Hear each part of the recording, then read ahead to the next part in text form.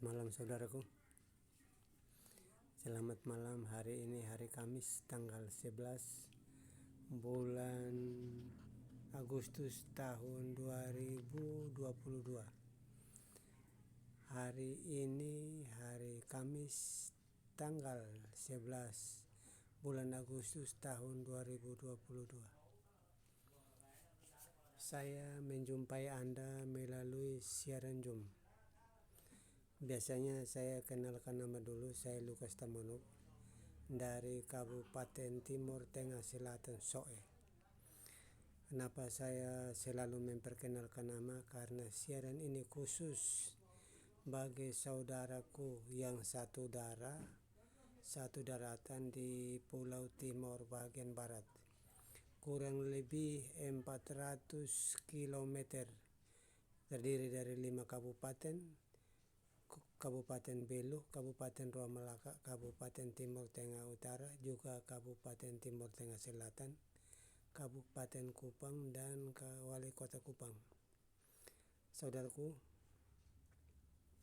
sebagai warga negara yang baik dan benar, saya lebih dulu membacakan Pancasila Sumpah Pemuda sebagai sumpah mengikat janji satu bangsa, satu Indonesia, satu bahasa Indonesia, dan satu tanah air Indonesia.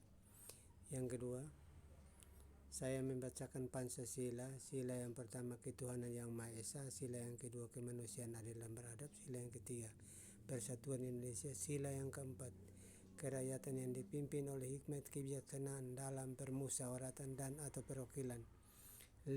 Keadilan sosial bagi seluruh rakyat Indonesia yang biasanya hangat diperdebatkan sepanjang masa Indonesia merdeka, yaitu sila pertama, ketuhanan yang Maha Esa.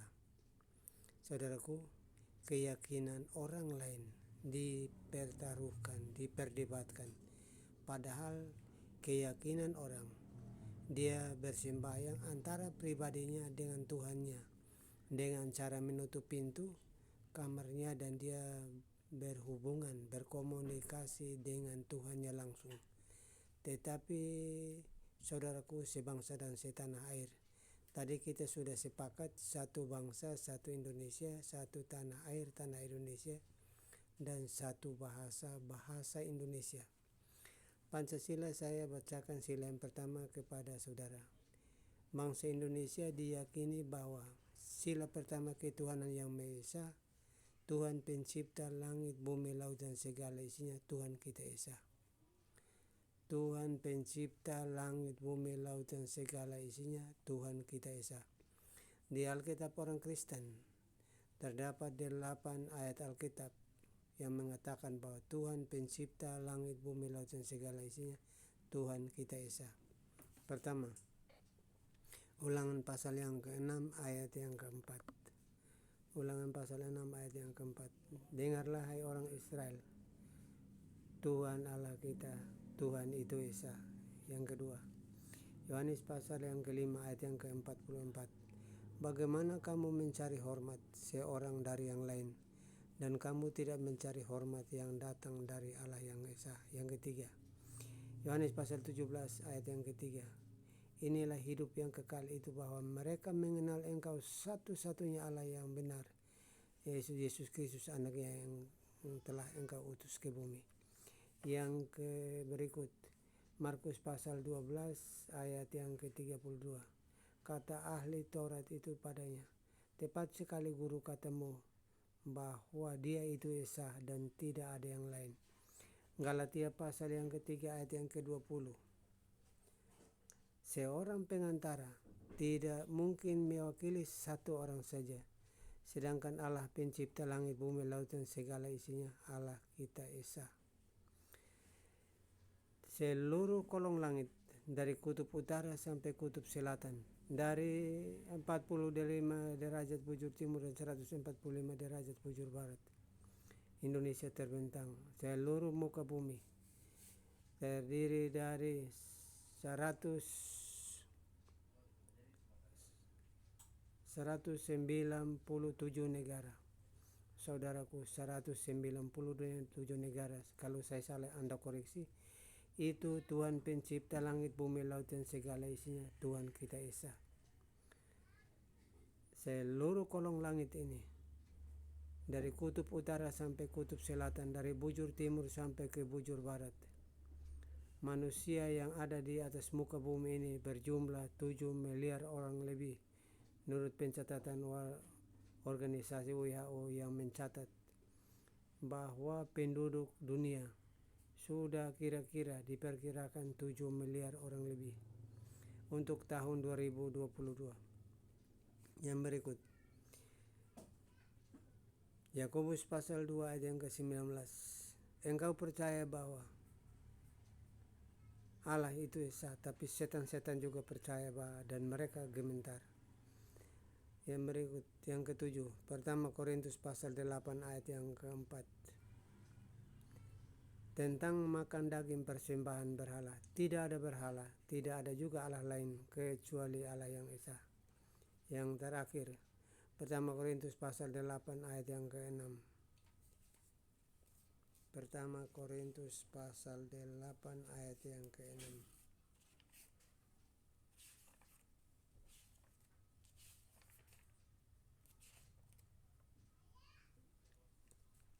Namun bagi kita hanya satu Allah saja. Namun bagi kita hanya satu Tuhan saja, yaitu Bapa yang berasal segala sesuatu yang diciptakan, segala sesuatu yang ada. Dan untuk Dia kita hidup, dan daripadanya, dan untuk Dia kita hidup, dan satu-satunya Tuhan, yaitu Yesus Kristus, Anaknya yang telah Engkau utus. 8 ayat Alkitab orang Kristen yang mengatakan bahwa Tuhan pencipta langit, bumi, laut, dan segala isinya, Tuhan kita Esa. Tadi saya sudah bacakan Sumpah Pemuda seluruh bangsa Indonesia, pemuda dan pemudi Indonesia, tanggal 28 Oktober tahun 1928. Mereka mengikat janji menjadi satu bangsa, satu Indonesia, satu bahasa, satu Indonesia, dan satu tanah air Indonesia. Terdiri dari 17.000 pulau kecil dan besar, dan berbagai suku yang ada di seluruh Indonesia. Saudaraku, itulah Indonesia. Dan Sumpah Pemuda itu sampai tahun 1945 Indonesia merdeka, dan dengan dasar hukumnya adalah Pancasila. Undang-Undang Dasar 1945 saya hanya bacakan pembukaannya saja. Pembukaannya bahwa kemerdekaan ialah hak segala bangsa. Oleh sebab itu, penjajahan di atas dunia harus dihapuskan, karena tidak sesuai dengan peri kemanusiaan dan peri keadilan atas berkat rahmat Allah yang Maha Kuasa. Maka dengan ini kemerdekaan dilaksanakan, berlangsung, dan kemerdekaan dari berbahasa asing, merdeka daripada budaya asing. Bahasa asing dan budaya asing tidak boleh masuk ke wilayah kesatuan Republik Indonesia, sehingga pembangunan ini dapat berjalan lancar. Oleh karena pendiri bangsa ini sudah menyatu dengan satu bahasa, yaitu bahasa Indonesia, dan budaya, sekalipun banyak suku, banyak budaya, tetapi budaya umumnya adalah budaya Indonesia sebagai budaya sopan dan santun. Itulah saudaraku, Pancasila, Sumpah Pemuda, dan Undang-Undang Dasar 1945 saya bacakan sebagian. Saudara, rasanya tahun 2022 sudah pertengahan lewat. Hari ini tanggal 11 bulan Agustus tahun 2022. Sebentar lagi hari ulang tahun kemerdekaan Republik Indonesia yang ke-77.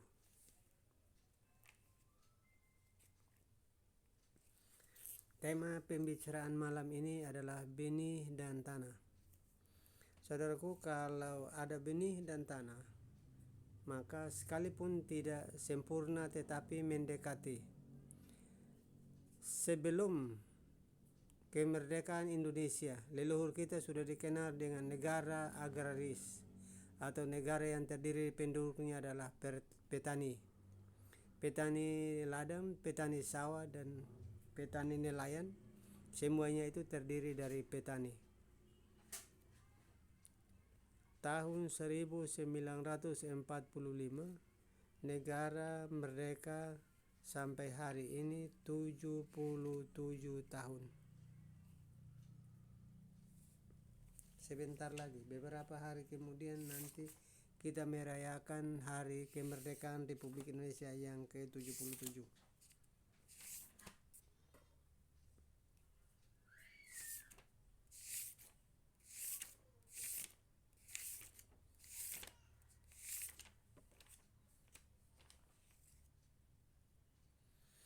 Di dalam mengisi pembangunan yang dicita-citakan oleh pendiri bangsa kita, yaitu pembangunan Indonesia seutuhnya. Kira-kira tahun ini kementerian yang berjumlah di dalam sistem pemerintahan Republik Indonesia adalah terdiri 34 kementerian. 34 kementerian termasuk Menteri Pertahanan. 34 kementerian. Saudaraku, kalau bicara tentang benih dan tanah, pada zaman dulu, tahun 1960-1970, itu petani ladang, petani sawah biasanya musim hujan turun tanah. Itu kalau di sana di Pulau Timur itu terdiri dari 2 musim. Dari bulan Oktober sampai dengan bulan April musim angin yang bertiup dari arah barat ke arah timur, itu musim barat disebutnya. Musim barat itu musim mendekati menanam jagung, menanam padi, menanam kacang-kacangan dan ubi-ubian.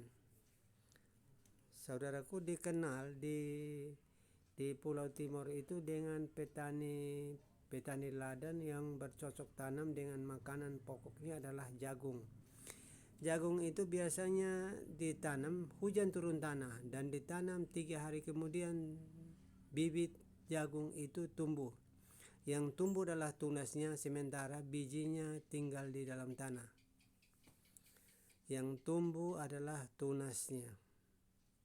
Saudara bisa membayangkan sendiri, yang tidak bertani sekalipun ada di gambar, ada di video, ada di keterangan buku-buku bahwa bercocok tanam itu pada musim hujan turun, atau petani itu mengairi ladangnya atau sawahnya dengan air dengan sistem penggunaan mesin. Penanaman yang berikutnya adalah benih yang disebutnya pertumbuhan penduduk. Di ayat Alkitab orang Kristen, di Kejadian pasal 1 ayat yang ke-26, Tuhan Allah menciptakan Adam dari debu tanah. Tuhan Allah menciptakan Adam dari debu tanah. Pasal 1 ayat yang ke-26.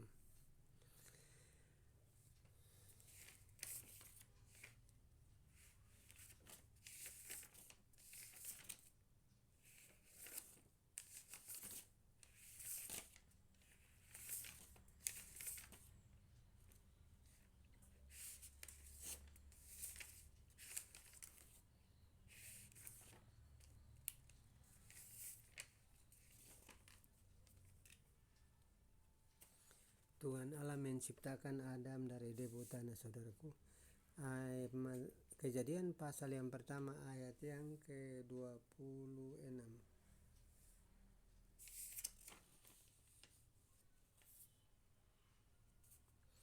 Kejadian pasal 1 ayat yang ke-26 itu Tuhan membuat Adam dari debu dan tanah dan menghembuskan napasnya sehingga Adam bisa menjadi makhluk hidup segambar dengan Tuhan itu sendiri.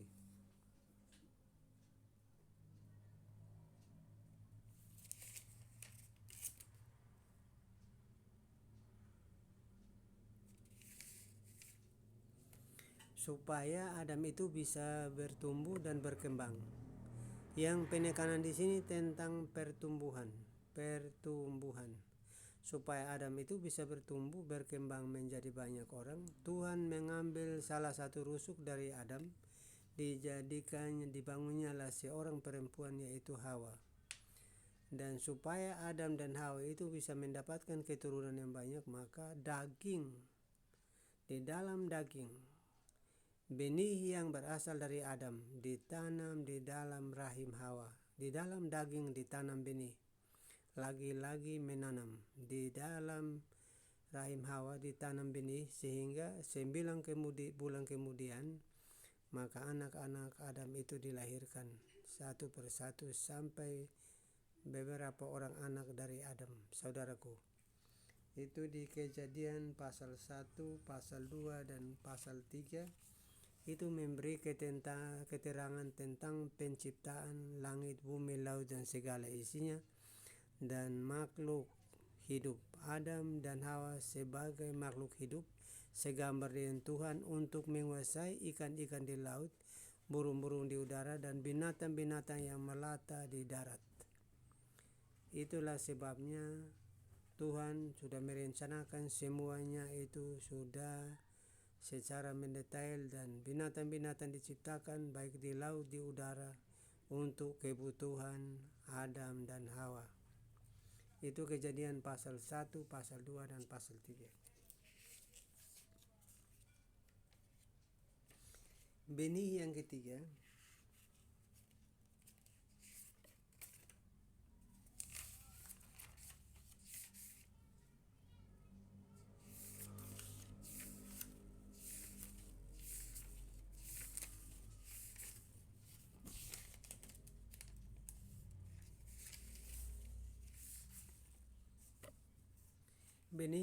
saudaraku.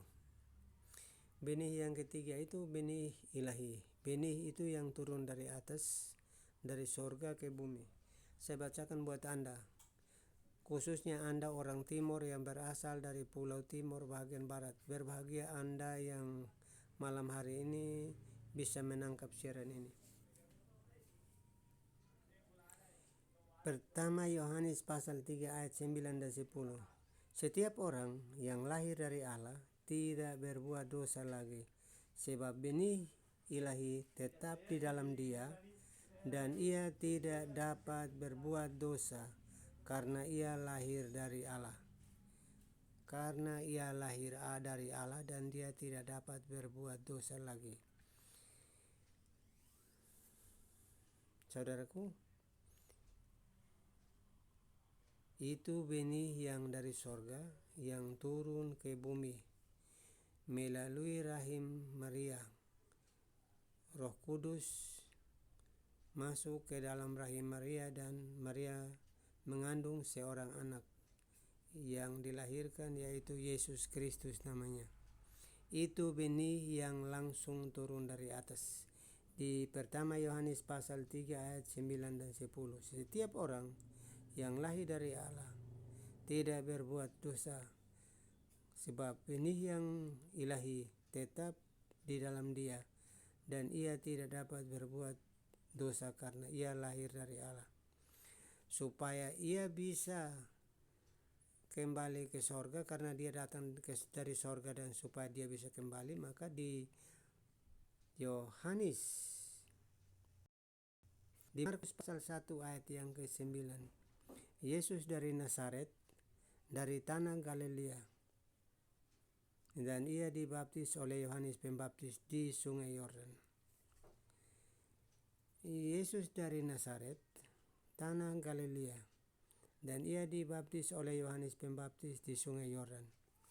Karena benih yang dari atas, dari sorga, supaya nanti dia kembali ke sorga, maka untuk memenuhi syarat, ia harus dibaptis di Sungai Yordan. Baptisan adalah baptisan kematian terhadap dosa, karena Kristus lahir dari seorang perawan Maria, 100% dari rahim Maria, dan 100% roh Tuhan dari Allah. Sehingga supaya memenuhi syarat dia kembali ke sorga, maka ia harus dibaptis. Medianya adalah air. Media yang digunakan untuk baptisan adalah air.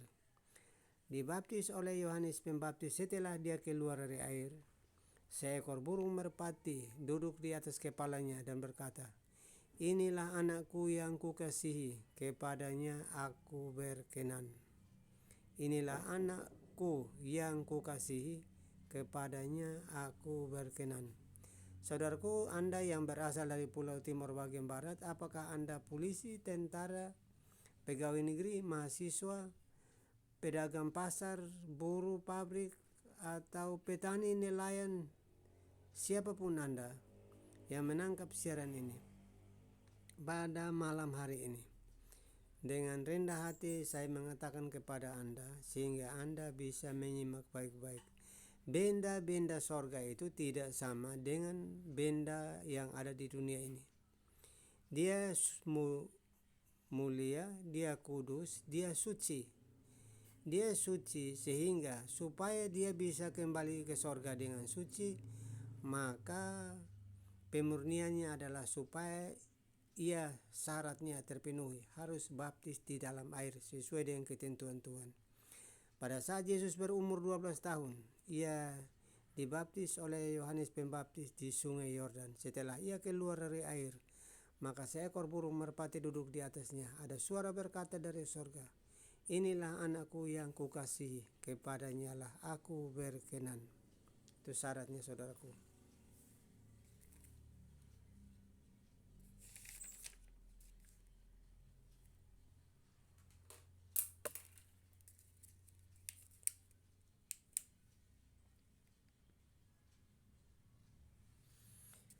Pada suatu hari, seorang ahli Taurat namanya Nikodemus datang menghadap kepada Yesus dan bertanya, "Bagaimana Tuhan supaya aku bisa layak masuk ke dalam kerajaan surga?" Yesus menjawab, "Seseorang harus masuk ke dalam kerajaan surga, ia harus dilahirkan kembali." Kata Nikodemus, "Bagaimana saya dapat dilahirkan? Saya sudah tua begini, bagaimana saya dapat masuk ke dalam rahim ibu saya sehingga saya dilahirkan lagi seperti seorang anak kecil?"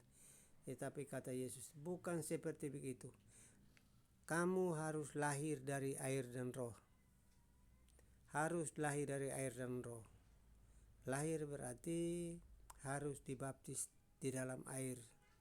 Harus dibaptis dari dalam air. Yohanes pasal 3 ayat 1, 3, 7, 8, 9, dan 10.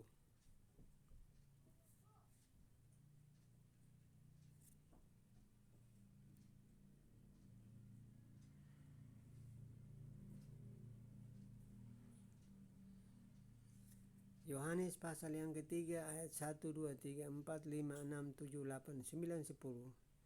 Tuhan Yesus bercakap-cakap dengan Nikodemus.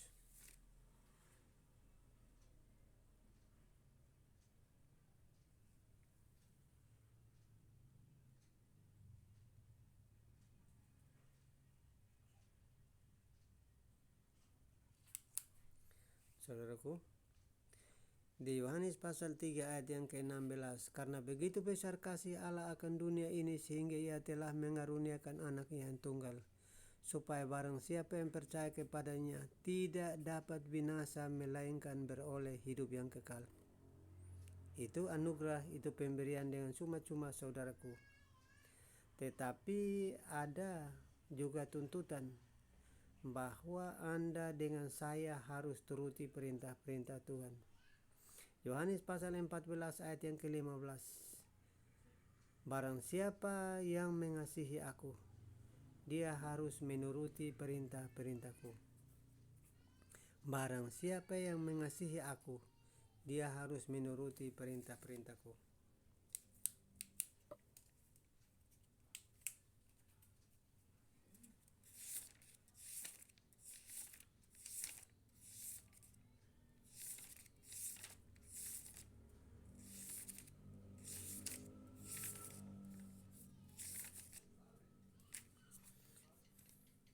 Perintah apa saja, saudara?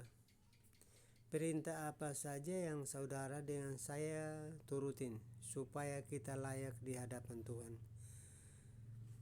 10 hukum Taurat Musa itu membuat ikatan janji Tuhan dengan bangsa Israel melalui 10 hukum. 10 hukum Taurat itu menjadi satu perjanjian ketaatan bangsa Israel dengan Tuhan itu sendiri.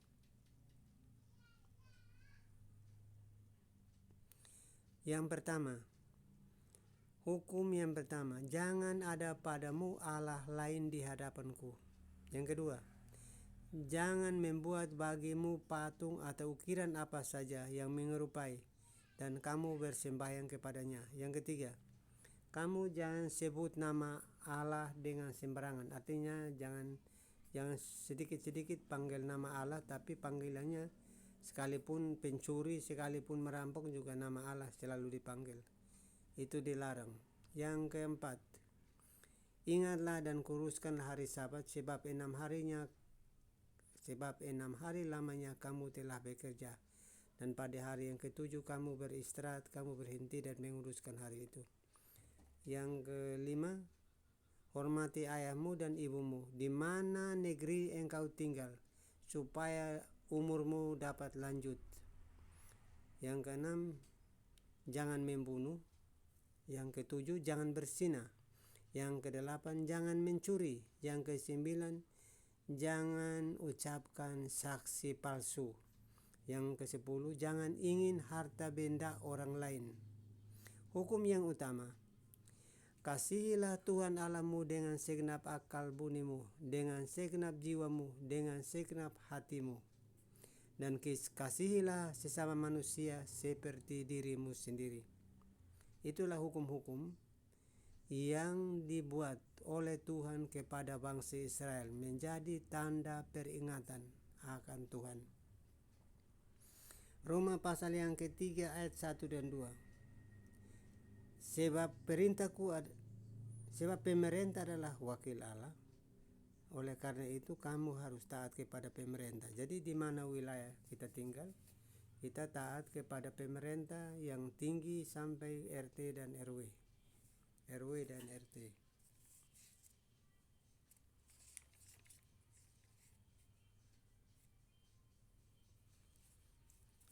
Bagaimana supaya kita bisa taat? Bagaimana supaya kita bisa taat? Kita dikatakan orang baik dan orang benar. Setiap hari kita melakukan pelanggaran, melakukan kesalahan.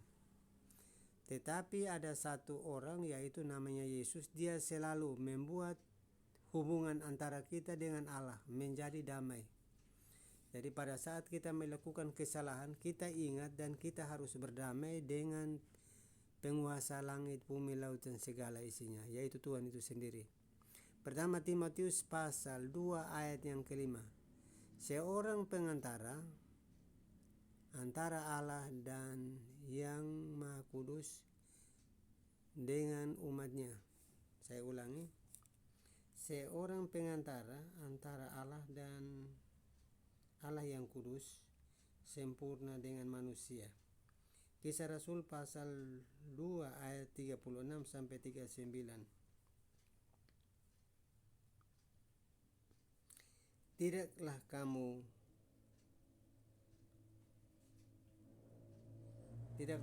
bertobat dan kamu memberi dirimu dibaptis.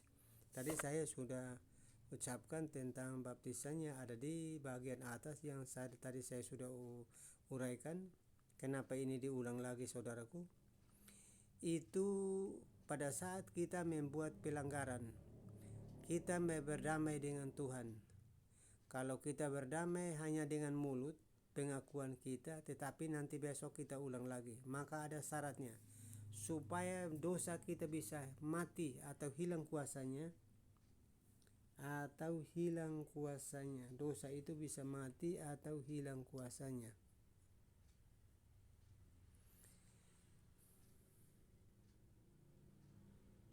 Kisah Rasul pasal 2 ayat yang ke-38.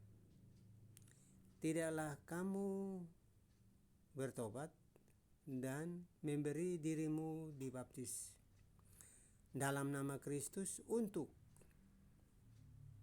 pengampunan dosa, maka kamu akan menerima kuasa Roh Kudus. Jadi pada saat Anda dengan saya memberi diri dibaptis, maka dengan sendirinya kuasa Roh Tuhan akan turun di atas kita. Dia akan menegur kita pada saat kita mau melakukan kesalahan. Dia menegur kita pada saat kita salah melihat. Dia akan menegur kita pada saat kita salah berjalan. Dia menegur kita pada saat kita salah melakukan dengan tangan kita. Roh Tuhan akan menegur kita. Tetapi kalau kita menolak baptisan, maka sama saja kita masih hidup di dalam kegelapan. Roh Tuhan itu tidak akan diam di dalam kita. Ingat baik-baik saudaraku, supaya kita bisa berdamai dengan Allah, karena akar dosa adalah maut. Supaya kita bisa berdamai dengan Allah, maka kita memberi diri dipimpin dengan cara dosa kita dikuburkan dalam-dalam, yaitu baptisan. Harus mati bersama dengan Kristus, bangkit bersama dengan Kristus. Mati di dalam kematiannya, atau dengan kata lain harus dibaptis, sehingga pada saat kita bangkit di dalam air, maka kuasa Roh Tuhan akan mengambil alih hidup kita, sehingga tadi hidup kita yang lama itu akan hilang kuasanya dan datang hidup yang baru. Tadinya kita jahat, kita galak, nanti kita bisa berubah menjadi orang baik. Kesadaran kita akan lebih tinggi karena yang bekerja adalah kuasa Roh Kudus. Itu kira-kira saudaraku, Anda yang berasal dari Pulau Timur bagian barat sampai hari ini, kalau misalnya cita-cita Anda mau mendapat bagian di dalam kerajaan sorga, tetapi Anda juga menjadi palang pintu. Di sorga itu ada pintunya. Kalau Anda jadi pemalang pintu, maka pintu sorga akan tertutup. Karena Anda dengan saya belum berdamai dengan Tuhan. Kita harus berdamai dan dosa kita diampuni. Kalau baptisan saja Anda menolak, Anda belum berdamai dengan Tuhan di dalam kematian. Karena kuasa dosa akan hilang pada saat Tuhan Yesus keluar dari air. Kuasa dosa, damai antara manusia dan Tuhan itu bisa hilang karena pengampunan dosa. Pengampunan itu hanya datang dari anaknya, yaitu Yesus Kristus. Tidak ada yang dari lain. Tidak bisa dibayar dengan kambing, tidak bisa dibayar dengan domba, sapi apapun juga. Emas dan perak tidak bisa dapat dibayar. Hanya dengan darah Kristus. Karena dia disalibkan di sananya, darahnya tertumpah. Di dalam kematiannya kita berdamai dengan Allah. Dan Anda dengan saya kalau menolak baptisan, maka Anda dengan saya menjadi palang pintu kerajaan surga. Atau kata lain, Anda tidak memiliki tiket. Anda tidak memiliki tiket, bagaimana Anda mau ke surga? Cita-cita Anda tinggi sekali. Surga mau menjadi milik Anda, tapi Anda belum berdamai dengan Tuhan. Tiketnya belum dipegang. Seumpama Anda mau naik kereta dari Jakarta mau ke Surabaya, tiketnya belum dipegang. Anda ingin memasuk stasiun kereta, mau naik kereta mau berangkat. Di sana ada polisi, tentara, keamanan yang jaga. Anda akan ditendang di pintu masuk stasiun kereta karena persyaratannya Anda belum penuhi. Baptisan saja Anda menolak. Baptisan Anda menolak sebagai tanda pertobatan atau pengampunan dosa. Maka Anda dengan saya tidak akan mendapat bagian di dalam kerajaan sorga karena jalannya tertutup. Tetapi kalau Anda sadar mau berdamai dengan Tuhan, maka Anda akan mendapat bagian. Efesus pasal 2 ayat yang ke-20, pasal 3 ayat yang ke-20. Masih ada jalan terbuka bagiku. Bagi Anda dan saya masih ada jalan terbuka. Tapi kalau Anda menolak dibaptis, Baptisan itu gampang. Kalau Anda naik di kapal, lompat-lompat ke dalam air itu gampang. Anda mandi basah di dalam air laut itu gampang, di dalam danau itu gampang. Tapi kalau disuruh mau baptis, Anda mau menolak. Baptisan itu juga lompat ke dalam air, tapi Anda menolak baptisan. Malah Anda mau berhantam. Menolak baptisan selam. Bagaimana Anda mau dapat tiket?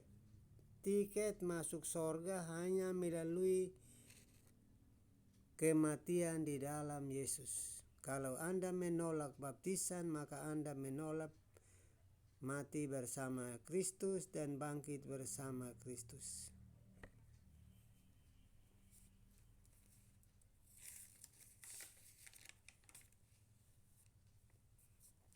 Tadi saya sudah bacakan. Yang membuat Anda, menghalangi Anda dengan saya menghadap kepada takhta kerajaan itu satu saja. Dosa itu harus diampuni, harus ada pengampunan. Harus ada pengampunan karena pelanggaran-pelanggaran. Dengan kata lain, kita harus berdamai. Kalau Anda dengan saya tidak berdamai, maka Anda dengan saya tidak mendapatkan bagian. Syaratnya adalah barang-barang sorga itu barang-barang yang kudus, barang-barang yang murni, yang suci. Bisa dengan air, tidak dengan emas dan perak, tidak dengan uang, tidak dengan apa segala macam. Hanya dengan baptisan air, mengaku bahwa Yesus adalah Tuhan. Ia sanggup mengampuni dosa Anda dengan saya.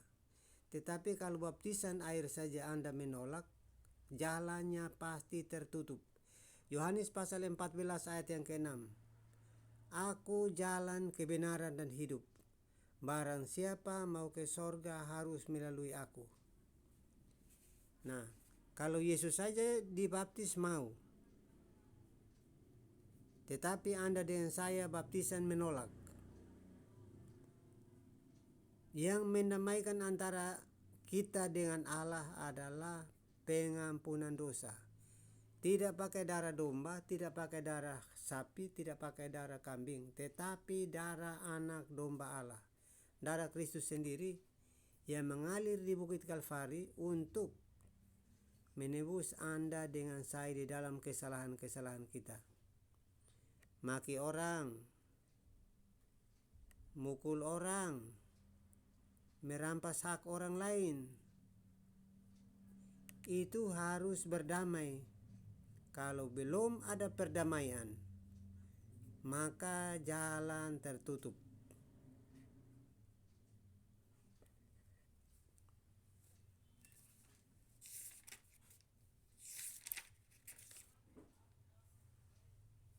Kalau belum ada perdamaian, jalan itu tertutup. Anda dengan saya yang berasal dari Pulau Timur bagian barat. Kenapa saya harus sebut keselamatan itu datang hanya untuk Anda dengan saya? Karena jalan yang sempit itulah yang menuju ke sorga. Kalau jalan lebar sulit. Merampok boleh, diizinkan kalau jalan lebar tuh. Istri orang boleh, jalan lebar tuh.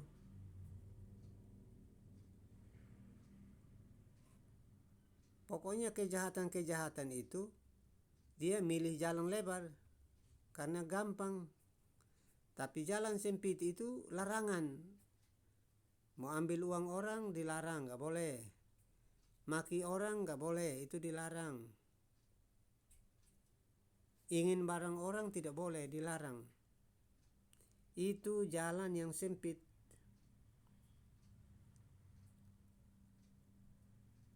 Karena itu Anda dengan saya yang berasal dari Pulau Timur bagian barat, tadi saya sudah bacakan Pancasila bahwa 8 ayat Alkitab orang Kristen mengatakan bahwa Tuhan pencipta langit, bumi, laut dan segala isinya, Tuhan itu esa.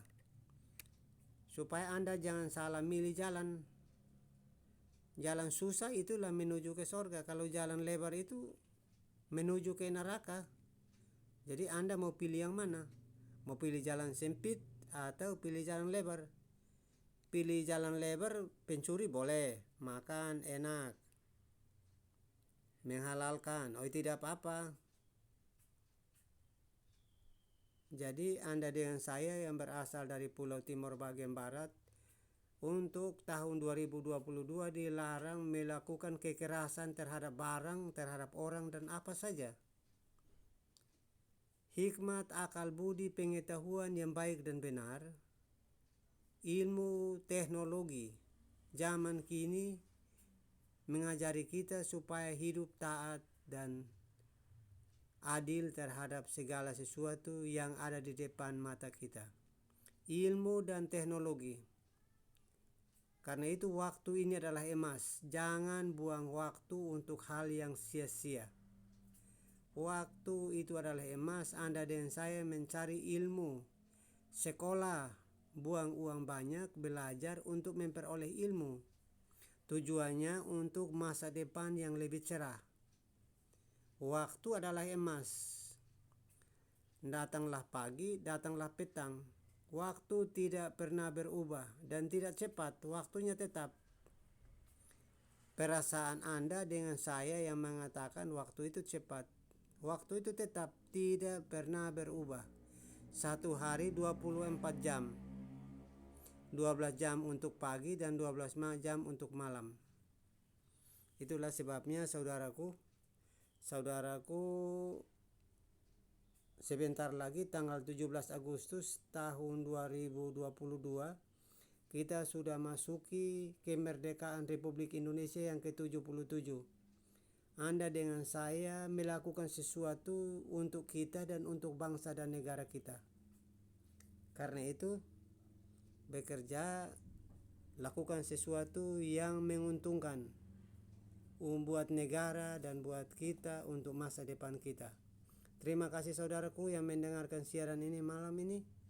Berbahagia buat Anda. Sebelum Anda berangkat kemana-mana menggunakan masker, dan Anda mencuci tangan sesudah dan sebelum melakukan tugas pekerjaan, dan Anda berusaha menghindari kerumunan banyak orang. Terima kasih saudaraku. Jam ini sudah malam, pukul 23:20.